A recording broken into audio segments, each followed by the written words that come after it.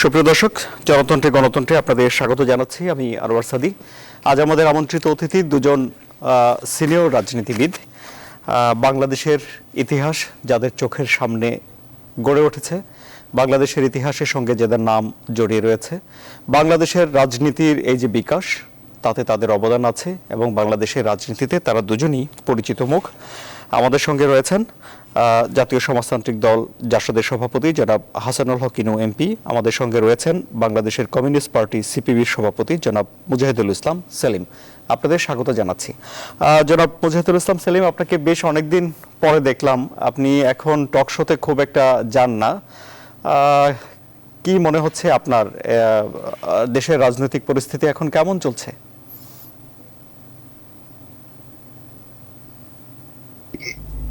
Corona আক্রান্ত হওয়ার পরে দেশের পরিস্থিতির কারণে হয়তো শারীরিকভাবে যে অনুষ্ঠানে যোগ দেওয়া সম্ভব না, আর অনলাইনেও যদি যোগ দিতে হয় তারপরেও যে সময় এবং মনোযোগ দরকার হয় সেটা একটু প্রবলেম ছিল। এখন সেটা কাটিয়ে উঠেছে।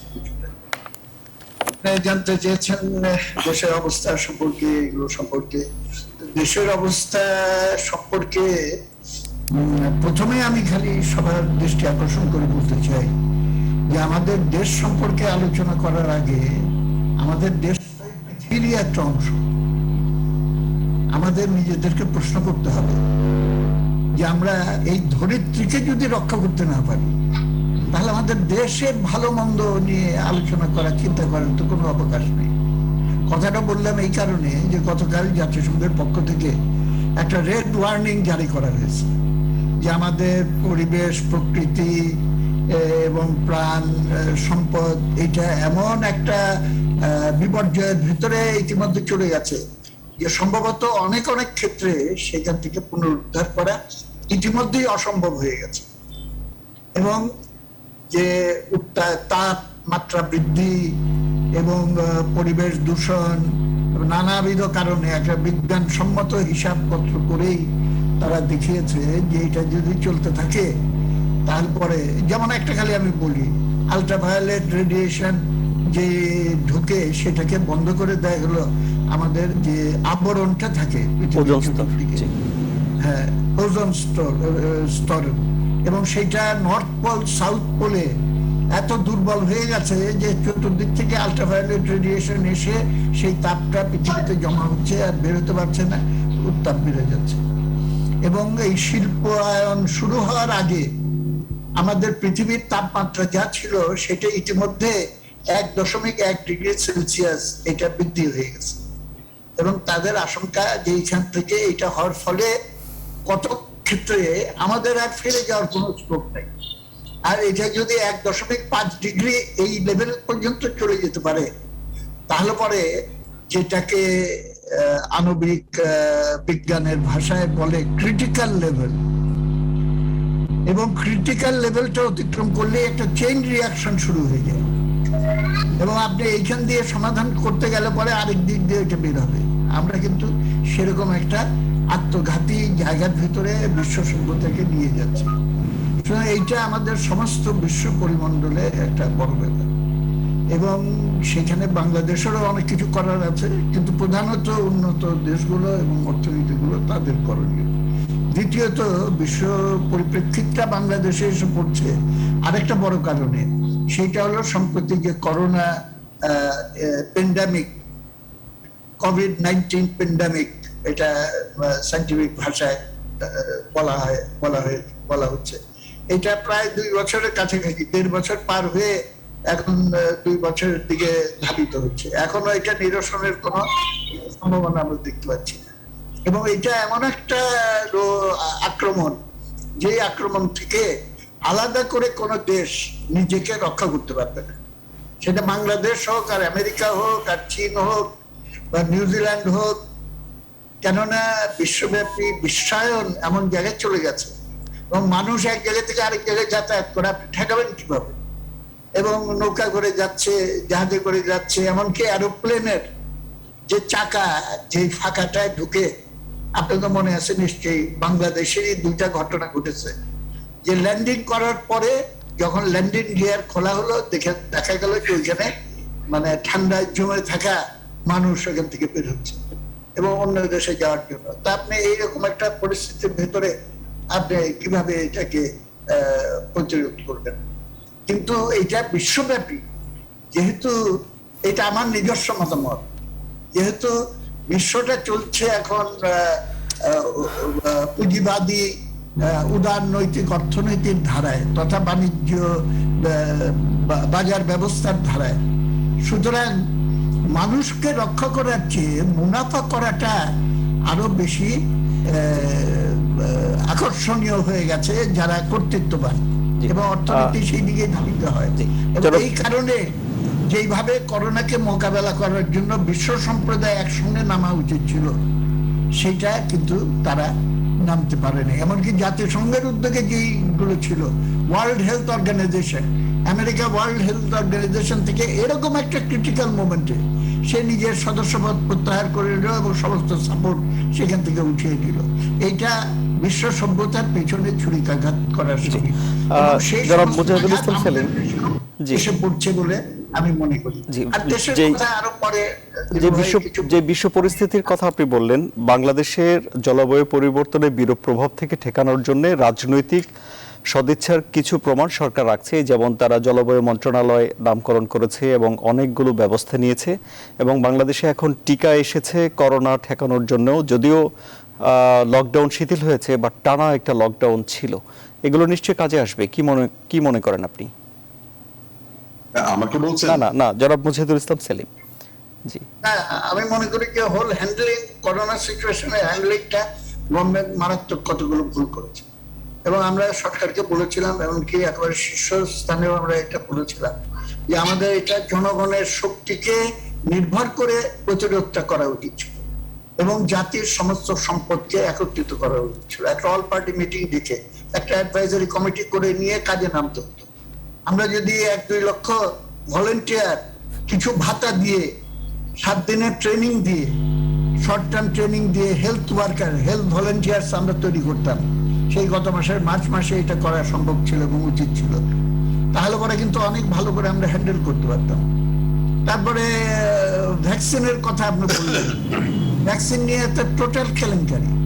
চীন আমাদেরকে প্রস্তাব করলো যে জয়েন্টলি আমরা এটা প্রোডাকশন এবং উদ্ভাবনের কাজে আমরা নিয়োজিত হই, এবং এটা বাংলাদেশকে একটা পয়সা কন্ট্রিবিউট করতে হবে না, এবং সেটার ভিতর দিয়ে যেটা প্রোডাকশন হবে এখানে বাংলাদেশকে সাপ্লাই করে তারপরে আমরা আরো দুনিয়ার অন্যান্য দেশেও দিতে পারবো। সেটাকে প্রথমে অস্বীকার করলো, এবং যে জায়গায় তারা চুক্তি করলো তারা তো সেটা ফুলফিল করতে পারলো না, যার ফলে একটা বিরাট প্রবলেম হয়ে গেছে।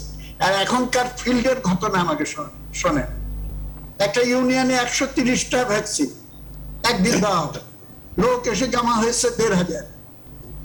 তারপরে আর এই যে একটা মিথ্যা কথা বলা হয় জনগণের সচেতনতার অভাব, আমি তো একেবারে তৃণমূল থেকে খবর পাচ্ছি যে শত শত হাজার হাজার মানুষ ভ্যাকসিনের জন্য তারা দৌড়ে আসতেছে, এবং এই হলো পরিস্থিতি। আরো অনেক রকম এই করছে। আমি আপনার কাছে কথাটা আমি না বলে পারছি না, এটা বলে আমি এই প্রক্রিয়া শেষ করবো। গার্মেন্টস এর শ্রমিকরা হলো সরকারের বিবেচনায় বা রাষ্ট্র ক্ষমতায় যারা আছে তাদের বিবেচনায় মনে হয় তারা খরচযোগ্য, তারা খরচ হয়ে যাক, কোনো চিন্তা নাই, এবং লাঠি দিয়ে ফুটবলের মতো একবার তাদের বাড়িতে পাঠাচ্ছে, আবার এখানে নিয়ে আসছে, যাও আসো। কিভাবে যাবে? সমস্ত যানবাহন বন্ধ, একটা সমন্বয়হীনতার চূড়ান্ত, এবং এইটা কি রকম ভাবে মানুষকে একটা কষ্টের ভিতরে ফেলে দিয়েছে। কালকে থেকে এটা লকডাউন শিথিল হচ্ছে, আপনারা শুনেছেন, মন্ত্রী ঘোষণা দিল যে অর্ধেক গাড়ি অর্ধেক চলবে, অর্ধেক অ্যালাউড। তাই এখানে কার্টুন লিখেছে যে বাসটাকে 2 টুকরা করে সামনের অংশ যাচ্ছে, পেছনের অংশ যাচ্ছে না। এইটা তো সাধারণ জ্ঞানে বোঝা যায়। যদি অর্ধেক চালানোর সিদ্ধান্ত হয় তাহলে পরে সমস্ত যানবাহনে যে চাপ, মানুষের চাপ, সেটা দ্বিগুণ বেড়ে যাবে। জি, জনাব মুজাহিদুল ইসলাম সেলিম, আমি সংক্রামিত হওয়ার আশঙ্কা সেখানে দেখা রয়েছে। জি, আপনার কাছে আমি আবারও আসবো। পরিকল্পনা এবং কোন স্ট্র্যাটেজি ছাড়াই অ্যাড হক বেসিসে এবং কোনটা মাথায় ঘুরছে এটা এখনো পর্যন্ত আমি কিন্তু খুঁজে বের করতে পারি। জি, অনেক ধন্যবাদ আপনাকে। আমি আবারও আপনার কাছে আলোচনা আসবো। জনাব হাসানুল হক কিনু এমপি, বাংলাদেশের রাজনৈতিক পরিস্থিতি এখন কেমন মনে হচ্ছে আপনার কাছে? ধন্যবাদ সেলিম সাহেবকে, ধন্যবাদ। সেলিম সাহেব বিশ্ব পরিস্থিতি ব্যাখ্যা করেছেন, ওনার সঙ্গে আমার দ্বিমত নাই।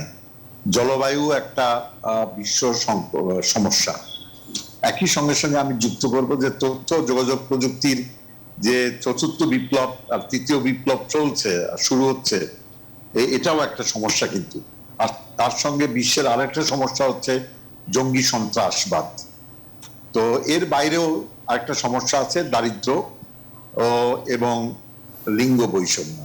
তো সবকিছু মিলিয়ে এই সমস্যাগুলো বিশ্বের থাকলেও জাতিসংঘ কিন্তু সাম্প্রতিককালে একমত হয়েছে সব রাষ্ট্র যে 2030-এর ভিতরে আপনার একটি টেকসই উন্নয়ন ব্যবস্থায় সবাইকে শরিক হতে হবে। এবং সেই টেকসই উন্নয়ন ব্যবস্থার মূল চাবিকাঠি হচ্ছে যা লিঙ্গ বৈষম্য থাকবে না, দারিদ্র থাকবে না, সমান সমান আসতে হবে, এবং জলবায়ুর সঙ্গে ভারসাম্যমূলক উন্নয়ন, টেকসই উন্নয়ন করতে হবে।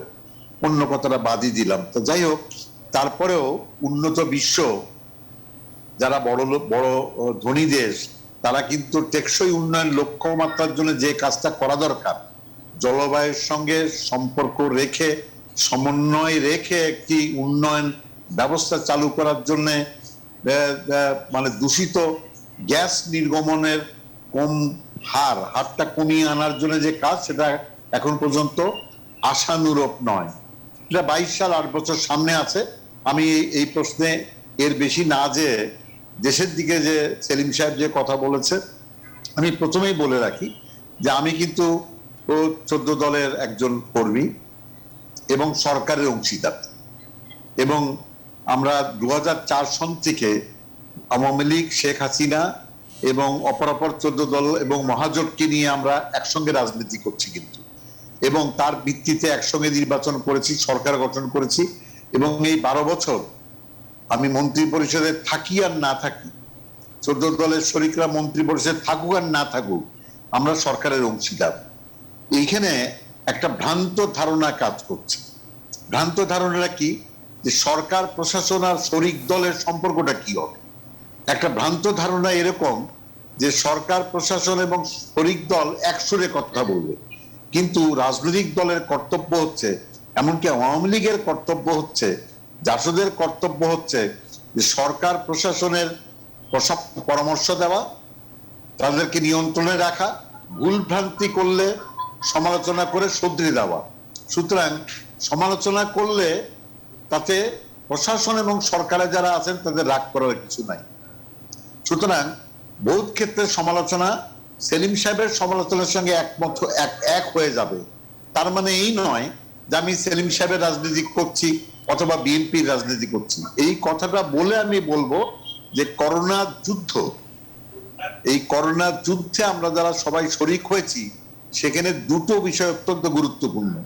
একটা হচ্ছে সমন্বয়হীনতা, আরেকটা হচ্ছে অব্যবস্থাপনা, আরেকটা হচ্ছে আপনার জনগণের সম্পৃক্তির বা রাজনৈতিক কর্মী, সমাজ কর্মীদের সম্পৃক্তির বিষয়ে একটা উদাসীনতা এবং ঘাটতি।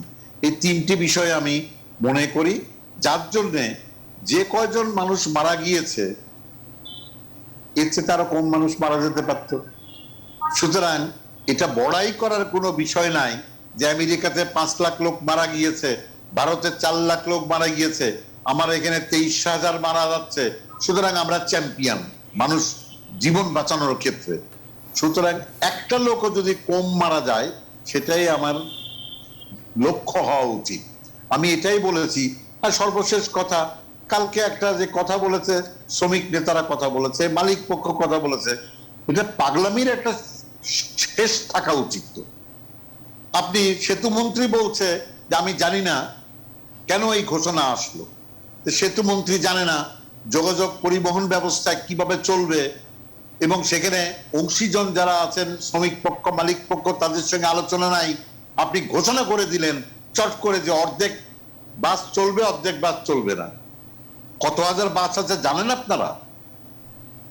অর্ধেক বাস নিয়ন্ত্রণ কিভাবে করবেন? কোন জেলা প্রশাসন এটা সিদ্ধান্ত নিবে? কার ক্ষমতা আছে বাংলাদেশে, যেখানে আপনি মাস্ক পরাতেই সফল হচ্ছেন না? সুতরাং এই ধরনের উল্টাপাল্টা কথাবার্তা, মন্ত্রী এক কথা বলে, সরকারি কর্মচারী এক কথা বলে, উপদেষ্টা যারা কারিগরি উপদেষ্টা আছে জনস্বাস্থ্যের, তারা আর এক কথা বলে, একটার সঙ্গে একটা কথাবার্তার মিল নাই। সকালে কথা বলার পরে 12 ঘন্টার ভিতরে সিদ্ধান্ত পরিবর্তন হয়। এটা ঠিকই যে আপনি লকডাউন দিয়েছেন, ভালো কথা, লকডাউনের কোনো আপত্তি নাই, ব্যবস্থাপনাটা কিভাবে হবে এবং লকডাউন আবার আপনি শিথিল করবেন, তার ব্যবস্থাপনা কি হবে? আপনি ঈদের আগে লকডাউন তুলে নিলেন, ভালো কথা, 23 তারিখে লকডাউন জারি করলেন, মাঝখানে একদিন, তাহলে ঈদের পরের দিন 21 তারিখ ঈদ, 22 তারিখে থাকলো 23 তারিখ লকডাউন। তারা ঈদের পরে যারা বিভিন্ন জায়গায় যাওয়া আসা করবে, কিভাবে করবে তারা? আপনি পরিবহন বন্ধ করে দিলেন, লঞ্চ বন্ধ করে দিলেন, ট্রেন বন্ধ করে দিলেন, লক্ষ লক্ষ লোক হেঁটে আর রওনা দিল বা যাওয়া শুরু করলো। আপনি লকডাউন তুলবেন 10 তারিখে, ভালো কথা, তাহলে লকডাউন তুললে তাহলে আপনি এর মধ্যে কারখানা খুলে দিলেন, কারখানা খুলে দিলেন, পরিবহন খুললেন না, ট্রেন খুললেন না, লঞ্চ খুললেন না, তাহলে জিনিসটা কি হলো? তাহলে লোকগুলোকে আপনি, আপনার শারীরিক কষ্ট হলো, বাড়তি টাকা গুনতে হলো, জীবনের ঝুঁকি হলো, গাদাগাদি করতে যে তারা সংক্রমণ বাড়ালো কিন্তু। সুতরাং আমি এক কথাই যেটা বলবো যে দিনের আজকে 1.5টা বছর হয়ে গেল, 1.5টা বছরে অক্সিজেন প্ল্যান্ট কেন হবে না? গত বাজেট অধিবেশনে আমরা সবাই বলেছি টাকা বরাদ্দ করেছে সরকার, শেখ হাসিনার টাকা বরাদ্দ করে দিয়েছেন, স্বাস্থ্য মন্ত্রণালয় অক্সিজেন প্ল্যান্ট তৈরি করতে পারলো না, কি টেন্ডারের ঘাপলার জন্য। ঘাপলা শব্দটা ভালো না, টেন্ডারের ঠিক মতন ব্যবস্থাপনা করতে পারলো না। আপনি জেলায় অক্সিজেন প্ল্যান্ট তৈরি হলো না।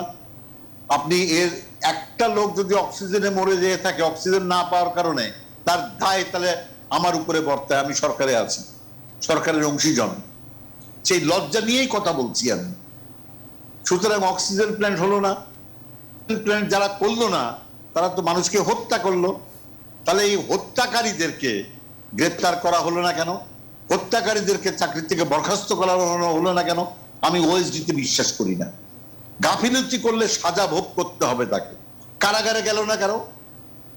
সুতরাং এই যে কথাটা বললাম আমি, যে যেটা আমার সামর্থ্যের ভিতরে ছিল, আর আসলে আইসিইউতে তো অল্প রোগী যায়, আমি তো অক্সিজেন দিয়ে আমার উপজেলা কুষ্টিয়ার ভেড়ামারা মিরপুরে আমি অক্সিজেন দিয়ে রোগী বাঁচাচ্ছি, তাকে তো কুষ্টিয়া হাসপাতালে যেতে হচ্ছে না। তাহলে ওখানে অক্সিজেনের যে ব্যবস্থা আমি করেছি, সরকার কিছু করেছে, বাদ বাকি আমরা চাঁদা তুলে দিয়েছি। এখন সমস্যা হচ্ছে অক্সিজেন সিলিন্ডার রিফিল করার জন্য প্রতিদিন 10,000 টাকা লাগছে, হয় যশোরে নিলে কুষ্টিয়া যে ট্রান্সপোর্ট করছে এবং সব মিলি এই 10,000 টাকা আমার স্বাস্থ্য কমপ্লেক্সের কর্মকর্তার হাতে নাই। ডিজি সাহেব এই টাকাটা বরাদ্দ করছেন না, তাহলে এই টাকাটা কার পকেট থেকে যাবে? আমি চাঁদা তুলতে হচ্ছে, আমাকে, আমার উপজেলা চেয়ারম্যানকে চাঁদা তুলতে হচ্ছে, রাজনৈতিক নেতা কর্মীদের চাঁদা তুলতে হচ্ছে।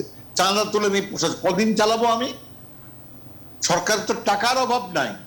তাহলে এই যে আমি সেখানে বারবার বলেছি যে আপনি উপজেলা সহ সকল হাসপাতালের থোক বরাদ্দ দিয়ে দেন এই করোনা কালে, তারা এইটা জরুরি ভিত্তিতে কাজটা করবে। আমি ডিএনসিসি হাসপাতালে গেলাম, মহাপরিচালক সাহেব, ব্রিগেডিয়ার সাহেব বললেন আমার 200 আইসিইউ বেড, বাস্তবে কি 75টা। বাদ বাকি কেন হলো না? ভেন্টিলেটর সাপ্লাই দেয়নি, সিএসডি মানে ডিজি হেলথ দেয়নি। তাহলে কি আপনি কিনতে পারেন? বাজারে আছে, বলে বাজারে আছে, টাকা টাকা নাই। যতক্ষণ সাপ্লাই না আসবে আমি 200 বলে চালাচ্ছি, অর্থাৎ কাজীর খাতায় 200 আছে, গোয়ালে আছে 75টা গরু। তাহলে এইটা আমি যদি বুঝি, তাহলে আমার সরকারি কর্মচারীরা কেন বুঝবেন না? সরকারি কর্মচারীরা তারা যদি ব্যর্থ হয়, এক ডিপার্টমেন্ট থেকে আরেক ডিপার্টমেন্টে যায়, আমার মতন নির্বাচন করতে হয় না তাকে, মানুষের কাছে হাত জোড় করে দাঁড়াতে হয় না। চাকরি, সরকারি কর্মচারীর চাকরি কিন্তু অত সহজে খাওয়া যায় না। কিন্তু আমি মাননীয় প্রধানমন্ত্রীকে বলবো যে আপনি টাকা দিচ্ছেন, আপনি দিক নির্দেশনা দিচ্ছেন, আপনি প্রণোদনা দিচ্ছেন, আপনি কি জানেন যে নার্স আর ডাক্তারের যে প্রণোদনা 1200 টাকা, 2000 টাকা, 800 টাকা, সেই টাকাটা এখনো ঢাকা মেডিকেল কলেজের নার্স স্বাস্থ্যকর্মী পায়নি, বাংলাদেশে পায়নি। আপনি কি জানেন যে ডেডিকেটেড হাসপাতাল ছাড়া অন্য হাসপাতালে করোনা দেখা হচ্ছে, ডাক্তার নার্সরা এক্সপোজড হচ্ছে করোনার ভাইরাসের কাছে, তাদেরকে কোনো প্রণোদনা দেয়া হয় না। বাংলাদেশ তো করোনা যুদ্ধের ভিতরে আছে। তো আপনি কি জানেন যে টাকা বরাদ্দ করা হচ্ছে স্বাস্থ্য মন্ত্রণালয়ের সচিবালয় থেকে, টাকাটা 1 কিলোমিটার দূরে ঢাকা মেডিকেল কলেজে যায়নি। 1.5 বছর হয়ে গেল টাকাটা পায়নি তারা যান হাতে নিয়ে কাজ করছে। সুতরাং এই যে আমি সেলিম সাহেব বলবেন, আমি নিজেই বলে দিচ্ছি সরকারের পক্ষ থেকে, এই অবস্থাটা আপনার বলা লাগবে না, তাই না? আমি মনে করি যে স্বাস্থ্য করোনা যুদ্ধে আমরা চমৎকার কাজ করছি। আর টিকার কথা বললেন, টিকা নিয়ে প্রথম দিকে আমি ভারতের উপরে জনাব হাসানুল্লাহ কিনু টিকা প্রসঙ্গে বিরতির পরে আমি আপনার কাছে বিস্তারিত আসবো, যে একটা বিরতিতে যেতে হবে। তবে তার আগে জনাব মুজাহিদুল ইসলাম সেলিম, আপনি বলছেন যে গার্মেন্টস শ্রমিকদেরকে খরচ যোগ্য মনে করা হচ্ছে, কিন্তু গার্মেন্টসের যারা মালিক তারা বলছেন যে এই খাতে সংক্রমণ 0.03%, অর্থাৎ সংক্রমণ প্রায় নেই বললেই চলে।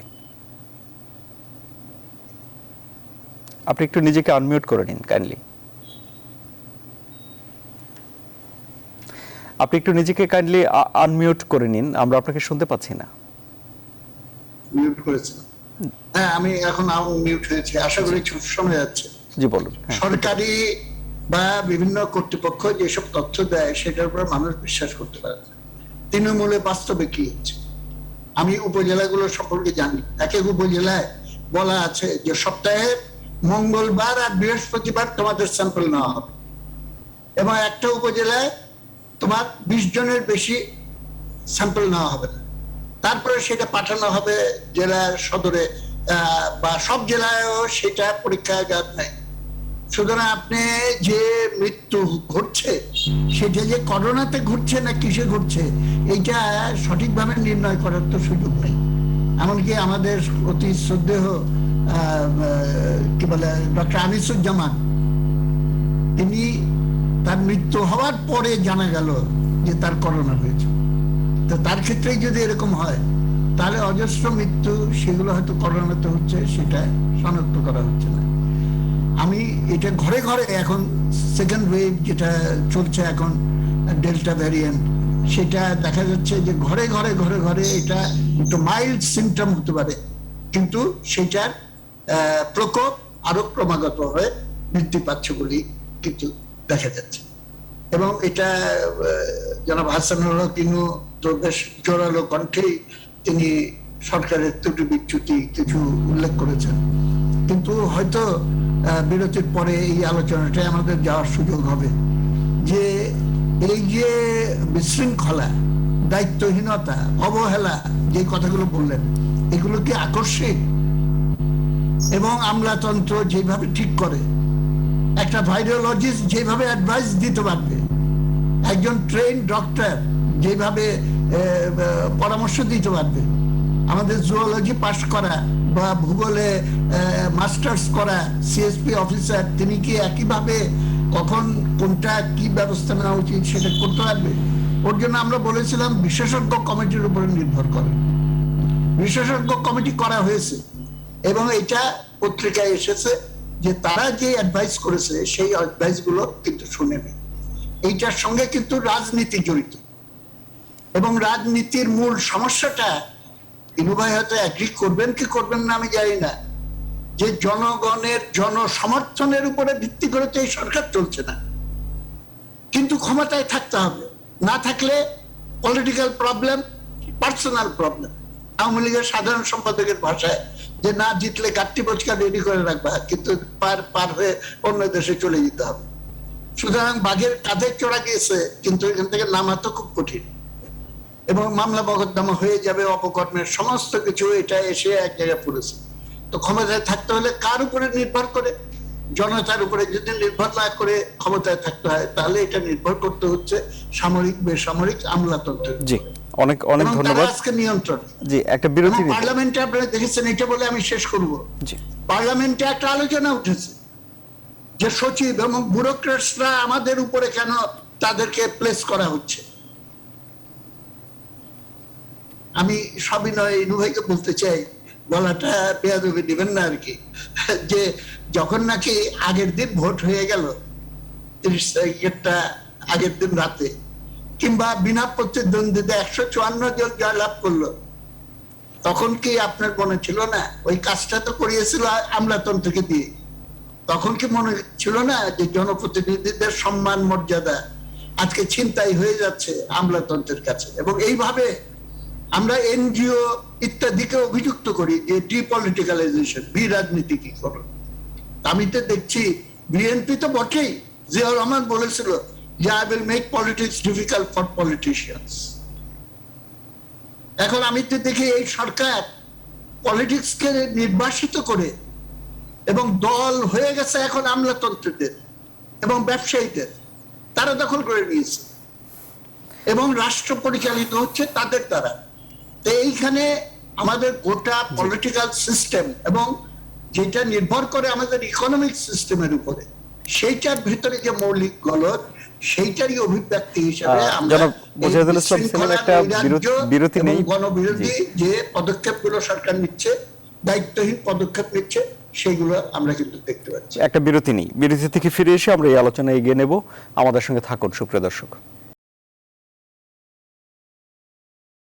আবারও স্বাগত, আপনারা দেখছেন জনতন্ত্র গণতন্ত্র। জনাব হাসানুল হক কিনু এমপি, আপনাকে দিয়ে শুরু করি। জনাব মুজাহিদুল ইসলাম সেলিম বলেছেন যে আমলাদের উপর নির্ভর করে এই সরকারকে ক্ষমতায় থাকতে হচ্ছে। আপনি বলছেন আপনি সরকারের অংশীজন, কি বলবেন?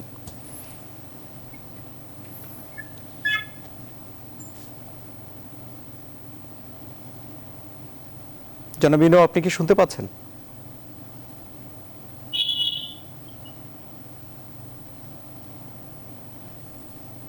জি, জনাব হাসানুল হক কিনু, আপনি, আশা করি আপনি আমাকে শুনতে পাচ্ছেন।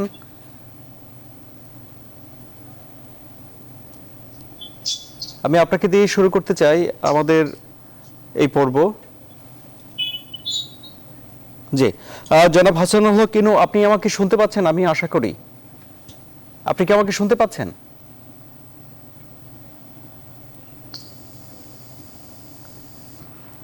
না। জনাব মুজাহিদুল ইসলাম সেলিম, আপনি কি আমাকে শুনতে পাচ্ছেন? হ্যাঁ, পাচ্ছি। জি, জনাব হাসানুল হক কিনু, আপনি কি শুনতে পাচ্ছেন আমাকে?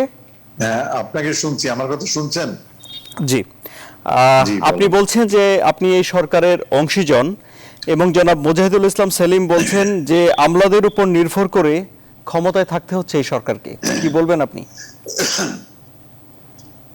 আমি সেলিম সাহেবের কথা খুব মনোযোগ দিয়ে শুনেছি।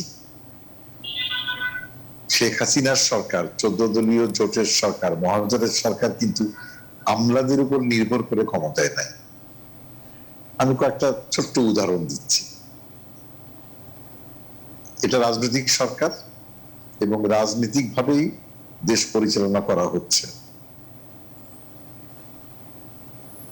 সাম্প্রতিক কালে বিশ্ব ব্যাংক রোহিঙ্গাদের ব্যাপারে একটা অত্যন্ত আপত্তিজনক কথা বলেছে। সরকার তাৎক্ষণিকভাবে নাকচ করে দিয়েছে। রোহিঙ্গাদের ভাষান্তরে নিয়ে যাওয়ার ব্যাপারে সরকার পদক্ষেপ নিল। দেশি বিদেশি অনেক সংস্থা হইচই শুরু করলো, কিন্তু সরকার অটল পুনর্বাসন করলো। আন্তর্জাতিক সংস্থাগুলো এখন মানতে বাধ্য হচ্ছে। বিশ্ব ব্যাংকের সঙ্গে পদ্মা সেতুর যে বিরোধ, সরকার বলল যে বিশ্ব ব্যাংকের প্রস্তাব মানি না, আমরা নিজেরাই করবো। গ্রামের অর্থনীতিতে 9 সাল থেকে ক্ষমতায় আসার পর থেকে যে টাকা ঢালা হয়েছে, যার পরিণামে খাদ্য শস্য উৎপাদনে স্বাবলম্বিতা হয়েছে, মাছ চাষ হয়েছে, শাকসবজির চাষ হয়েছে, বিস্তারিত যাচ্ছি না। বিশ্ব ব্যাংক আর IMF এর কথা শুনলে এটা হতো না, কিন্তু খালেদা জিয়ার সরকার, সামরিক সরকারগুলো বিশ্ব ব্যাংকের পরামর্শে বাংলাদেশের অর্থনীতিটা মুক্ত বাজারের কাছে ছেড়ে দিয়ে রেখেছিল। ভর্তুকির ব্যাপারে সেই 9 সাল থেকে ভর্তুকির পরিমাণ 1 লাখ কোটি টাকা। আমার দেশের বহুত অর্থনীতিবিদরা বলেছে এই বোঝা টানা যায় না, কিন্তু ভর্তুকি দেওয়া হয়েছে, 35 কোটি বই বছরের শুরুতে বিনামূল্যে বাচ্চাদের কাছে দিয়ে দেওয়া হয়। নারীর ক্ষমতায়ন, আমি এই যে কথাগুলো বললাম, এই বিষয়গুলো যদি আমলা কর্মচারীর উপরে নির্ভর করে দেশ পরিচালনা করতে হতো তাহলে কখনোই সম্ভব ছিল না। এটা শেখ হাসিনার রাজনৈতিক অর্থনৈতিক বিবেচনা প্রসূত সিদ্ধান্ত, এই জন্য এটা হয়েছে। আপনি দেখেন আমলাদের বা সরকারি কর্মচারীদের কথা, বিদেশের কথা শুনি না বলেই টানেল হচ্ছে, মেট্রো রেল হচ্ছে, বিদ্যুতের আয়নের শতভাগ হয়েছে, সমালোচনা আছে। বিদ্যুৎ কিভাবে উৎপাদন হয়েছে বহু সমালোচনা আছে, চুরি দুর্নীতির কথা আছে, আমিও বলি, কিন্তু দিনের শেষে তো বিদ্যুৎ পেয়েছেন আপনি, পদ্মা সেতু হয়েছে, খাদ্য স্বাবলম্বিতা হয়েছে। সুতরাং জঙ্গি দমন, যুদ্ধ অপরাধীদের বিচার, মনে রাখতে হবে মধ্যপ্রাচ্য, আমেরিকা 15ই আগস্টে বঙ্গবন্ধুর হত্যাদের নীরব সমর্থক, ক্ষেত্র বিশেষে সক্রিয় সমর্থক। এরকম একটি পরিস্থিতিতে শেখ হাসিনাকে ক্ষমতায় আসতে হয়েছে। আজকে 12 বছরে আপনি যে যাই বলুন না কেন, যুদ্ধ অপরাধের বিচারও হয়েছে, সাজাও হয়েছে, কিন্তু 1 কোটি মতন প্রবাসী বাঙালি যারা আমার মধ্যপ্রাচ্যে কাজ করে তাদের কিন্তু দেশে ফেরত আসতে হয়নি। আমি এই কথাটাই বলবো যে শেখ হাসিনার সরকার রাজনীতি দ্বারা পরিচালিত বলেই চমৎকার কূটনীতি, ভারত, চীন, জাপান, মধ্যপ্রাচ্য, ইউরোপ এবং আমেরিকা, অর্থনীতির ক্ষেত্রে শেখ হাসিনার কূটনীতি এতটুকুই সফল যে এখানে আমার এই 12 বছরে কোনো জায়গায় ধাক্কা খেতে হয়নি। কেন? ভূ রাজনীতির বলয়ের বাইরে বাংলাদেশকে রেখে কিন্তু ভারত আর চীনের সঙ্গে সম্পর্ক রেখেছে, কিন্তু ভারত আমার রক্তের বন্ধনে বাঁধা একটা নিকটতম বন্ধু, তার স্বাধীনতা সার্বভৌমত্বের প্রতি সংবেদনশীল বাংলাদেশ। শেখ হাসিনা সেটা প্রমাণ করেছেন। ভূ রাজনীতির বলয়ে ঢুকে গেলে বাংলাদেশকে প্রক্সি ওয়ার খেলতে হতো। সুতরাং একদিকে ভারতের সঙ্গে ঘনিষ্ঠ বন্ধুত্ব রেখেছে, উন্নয়নের জন্য চীনের সঙ্গে হাত বাড়িয়ে দিয়েছে, জাপানের সঙ্গে হাত বাড়িয়ে দিয়েছে, মধ্যপ্রাচ্যের সঙ্গে হাত বাড়িয়ে দিয়েছে, কোন জায়গায় কিন্তু রাজনীতির সামান্যতম আপোষ করা হয়নি। এই সবকিছুই আমি সংক্ষেপে এই জন্য বললাম এটা আমলা নির্ভর না। এমনকি করোনা যুদ্ধে আমার সমালোচনা আছে, কিন্তু করোনা যুদ্ধে যেভাবে শেখ হাসিনা সাহসের সঙ্গে লক্ষাধিক টাকার বেশি প্রণোদনা ঘোষণা করেছে, এটা আমলা কর্মচারীদের পরামর্শ শুনলে 1 টাকা দিতে পারতেন না। যেভাবে উনি টিকার জন্য সমালোচনা হচ্ছে, উনি খালি ভারতের সঙ্গে করেছেন, অন্যদের সঙ্গে টিকার ব্যবস্থা করেননি, কিন্তু দিনের শেষে কি দেখলাম, সবার সঙ্গে যোগাযোগ আছে, টিকার ভ্যাকসিন তো আসতেছে। সুতরাং উনি যদি আমলাদের উপর নির্ভরই করতেন তাহলে ওনার পক্ষে সবার কাছ থেকে, এবং আমি বিশ্বাস করি এই বছরের শেষ নাগাদ এবং আগামী বছরের মাঝামাঝি সময়ে টিকা আপনি পেয়ে যাবেন, এটা নিয়ে কোনো সমস্যা নাই। হ্যাঁ, অব্যবস্থাপনা আছে, আমি আগেই বলেছি, সমন্বয়হীনতার কথা আছে, অব্যবস্থাপনার কথা আছে। হ্যাঁ, তারপরেও আমি বলবো যে শেখ হাসিনার সরকার রাজনীতির দ্বারা পরিচালিত হলেও নীতির ক্ষেত্রে, তার সিদ্ধান্ত বাস্তবায়নের ক্ষেত্রে সেলিম সাহেবের সঙ্গে আমি একমত একেবারে, যে জনগণের সম্পৃক্ততা, রাজনৈতিক কর্মীদের সম্পৃক্ততা উনি যথাযথভাবে করতে পারছেন না বা করছেন না, এই সমালোচনা আমার আছে। একই সঙ্গে ওবায়দুল কাদেরের কথা বলেছেন যে কাটকি বোসকা নিয়ে দেশ ত্যাগ করতে হবে। আরে চুরির জন্য কাটকি বোসকা নিয়ে দেশ ত্যাগ করা লাগে না। উনি যেটা ইঙ্গিত করেছেন যে যদি জঙ্গি জামাত বিএনপি ক্ষমতায় আসে, জান চলে যাবে, ঘরে বসে মারা যাব। আমরা তো আদালতে বিচার করে যুদ্ধ অপরাধীদের ফাঁসি 5-7 বছর পরে দিচ্ছি, জঙ্গিদের বিচার করে শেখ হাসিনাকে যারা হত্যা করতে চেয়েছিল তাদের বিচার করে সাজা দিতে আমার 8 বছর 10 বছর লেগেছে। সুতরাং জান চলে যাবে। বাংলা ভাইয়ের উত্থান ঘরে ঘরে হবে, ওয়ার্ডে ওয়ার্ডে হবে। সুতরাং লড়াইটা এই জায়গাটা একটা সেলিম সাহেবের সঙ্গে আমার বিরোধ আছে, অর্থাৎ আমরা একটা যুদ্ধের ভিতরে আছি, জঙ্গি দমনের যুদ্ধের ভিতরে আছি, যার প্রধান পৃষ্ঠপোষক হচ্ছে খালেদা জিয়া। এই জঙ্গি দমনের যুদ্ধের ভিতরে মাঝামাঝি কোনো জি, আমি আপনার কাছে আরো একবার আসবো আশা করছি, অনুষ্ঠানের শেষ দিকে আছে। জনাব মুজাহিদুল ইসলাম সেলিম, যেই আমলা নির্ভর করে ক্ষমতায় থাকতে হচ্ছে সরকারকে, এই বক্তব্যের সাথে জনাব ইনু মোটেও একমত নন। হ্যাঁ, ইনু সাহেব যে কথাগুলো বললেন সেগুলো সত্য বলে যে ধরেও নেই, এটা দিয়ে কিন্তু প্রমাণ হয় না যে কাজগুলো করছে রাজনৈতিক সাংগঠনিক শক্তির ভিত্তিতে বা জনগণের শক্তির দ্বারা। এই কাজগুলো তো আইয়ুব খানও করেছিল, আজম খানও করেছিল।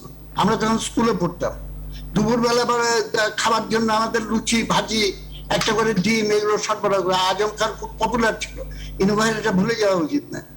সুতরাং আমার প্রশ্নটা এটা ছিল না, আমার প্রশ্নটা ছিল যে রাজনৈতিক শক্তিগুলোকে, এমনকি রাজনৈতিক দলের ভেতরেও আপনি লুটেরা ধনিক এবং আমলাতন্ত্রের দখল প্রতিষ্ঠিত হচ্ছে, এবং নমিনেশন বাণিজ্যের ভেতর দিয়ে কারা নমিনেশন পায় এগুলো নিয়ে প্রচুর আলোচনা হয়েছে। যাই হোক, সেখানে হয়তো আমরা ডিফার করছি, কিন্তু আমার পয়েন্টটা এটা না। আমার পয়েন্টটা হলো ডিপলিটিক্যালাইজেশন। আমি সিএসপি অফিসার হয়ে এতদিন করলাম, এত কোটি টাকা বানাইলাম, পট করে এসে আওয়ামী লীগের বা সিপিবির বা জাসদের, এটা আমি দল হিসেবে বলছি না, তারা তার কর্তৃত্ব তাদের হাতে চলে গেল। এই জায়গাটা হলো দেখার বিষয়। এইটা খুবই মারাত্মক আত্মঘাতীমূলক হবে এবং হচ্ছে বলে আমি মনে করি। কেননা শেষ বিচারে জনগণের শক্তির উপরে নির্ভর না করে আপনি কিন্তু কোন পরিস্থিতি, জটিল এবং ভয়ঙ্কর পরিস্থিতির মোকাবেলা করতে পারবেন না। আর যেটা জঙ্গিবাদ, সাম্প্রদায়িকতা আমাদের ভয়ঙ্কর বিপদ, আমি এটার সঙ্গে একমত। কিন্তু আগুন দিয়ে আগুন নেভানো যায় না। আপনি জামাতে ইসলামকে হেফাজতকে দিয়ে তাকে কাউন্টার অ্যাক্ট করবেন, আরেকটা সাম্প্রদায়িক শক্তি উত্থান ঘটাবেন, এবং আমাদের সংবিধানের সংশোধন করার সুযোগ থাকা সত্ত্বেও সেটা হাইকোর্ট থেকে বলা হলো যে 75-এর আগের কনস্টিটিউশন ভ্যালিড। আমরা একদম অনুষ্ঠানের শেষ দিকে আছি। আচ্ছা, আমি ঠিক আছে, এই পয়েন্টে আমি যাচ্ছি না। তারপরেও রাষ্ট্রধর্ম, ইসলাম ইত্যাদি করা হলো। একটা তথ্য খালি আমি বলতে চাই, দেশের পরিস্থিতি সম্পর্কে জানতে চেয়েছেন। এই করোনা কালে সিপিডির হিসাব অনুযায়ী 2.5 কোটি মানুষ বেকার হয়ে গেছে, দারিদ্র সীমার নিচে গেছে। জি, সঙ্গে সঙ্গে পাশাপাশি দেখেন আরেকটা তথ্য, 75 সালে আমরা একদম ব্যাংক শেষ অ্যাকাউন্টের দিকে। হিসাব, জাস্ট এটা বলে আমি শেষ করছি। 75 সালে কোটিপতি ছিল 47 জন, 2015 সালে এটা হয়েছে 57,000 জন, 2020 সালের মার্চে মানে করোনা শুরু হওয়ার আগে এটা ছিল 82,625 জন। জি, আর 2021 সালে আর সময় নিয়ে আমাদের হাতে জনাব মজিদুল ইসলাম সেলিম 11,000 নতুন কোটিপতি হয়েছে। জি, অনেক ধন্যবাদ আপনাকে। আমরা অনুষ্ঠানের একদম শেষ দিকে আছি। জনাব হাসানুল হক, আপনার শেষ কথাগুলো শুনি। আগুন দিয়ে আগুন নেভানো যায় না। অবশ্যই আগুন দিয়ে আগুন নিভানো যায় না, আমি একমত। জামাতকে হেফাজত দিয়ে নিভানোর কোনো কৌশল সরকারের নাই, সেই জন্য হেফাজত এবং তেতুল হুজুরদের 500-এর উপরে নেতা এবং কর্মী কারাগারে। আপনারা নিশ্চিন্ত থাকুন, শেখ হাসিনা কিন্তু জঙ্গিবাদ, সাম্প্রদায়িকতা দমনে এক চুল ছাড় দেবে না। সুতরাং আগুন দিয়ে আগুন নিভানোর আত্মঘাতী কৌশলে আমরা নাই। দিনের শেষে তেতুল হুজুর, জামাত, জঙ্গি, বিএনপি এক চক্র, এবং তাদেরকে সেইভাবেই আমরা বিবেচনা করব এবং দেশের শত্রু হিসেবে বিবেচনা করে মোকাবেলা করব। দ্বিতীয়ত, যে সমস্যার কথা বলেছেন, আপনার জন্য 30 সেই সেকেন্ড আছে। সমস্যাগুলো অবশ্যই মোকাবেলা করব, অবশ্যই করব। আমলে সমালোচনা করেন, মাথা পেতে নিব আমরা, কিন্তু আল্লাহর ওয়াস্তে বিএনপি জামাত চক্রকে বাতাস দিবেন না। অনেক ধন্যবাদ আপনাদের দুজনকেই। এটা বিএনপি জামাতকে বাতাস দেওয়া হয়, তাহলে পরে তো আপনিও এতক্ষণ যেগুলো কথা বললেন, আপনি এতক্ষণ তো বিএনপি জামাতকে বাতাস দিলেন না। আমি বাতাস দিইনি, আমি বলছি যে আপনি আপনি আপনাকে কিছু বলতেছি না, আপনাকে কিছু বলতেছে না, কিন্তু অনেকেই আমাদের দুজন সিনিয়র রাজনীতিবিদকে অনেক ধন্যবাদ। আমাদের হাতে আর সময় নেই সুপ্রিয় দর্শক, আরো খবর ও বিশ্লেষণ শুনতে আপনারা ভিজিট করুন www.news24bd.tv। ধন্যবাদ সবাইকে।